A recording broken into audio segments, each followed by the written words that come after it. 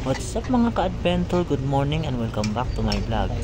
Ito na naman kami mga ka-adventure. Nagluluto kami ng gulay dahil kumuha po kami ng gulay doon sa pagulayan ni Aling Lenda. Ayan po, dahil hindi na po kami na kapag ulam ng gulay, puro na lang po karne. Nanguha po kami ng papaya doon po sa doon po yun sa gulayan ni Aling Lenda. Doon po kami nanguha. Hindi niya po alam na nanguha po kami doon. Pasensya na po Aling Lenda, hindi na po kami nakapagkain ng gulay. Yung mga ka-adventure, habang nagluluto kami ng gulay ay nagpe-prefer din kami ng tuyo, ay aming piprituhin yung tuyo. Ang tamang-tama ay pares po yun sa gulay mga ka-adventure, no? Ang mga ka-adventure, dahil dalawa lang po kami nandito at yung mga kasama namin mga ka-adventure, ando na po sa trabaho nila, no?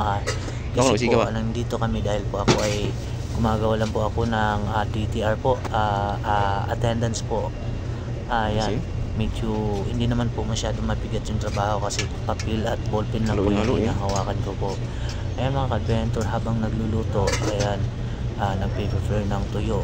Ayan, ito mga ka-adventure ay pang usan pa lang to namin mga ka-adventure, no? Dahil po ay busy pa po, pag umaga pa ay nagsusulat pa po.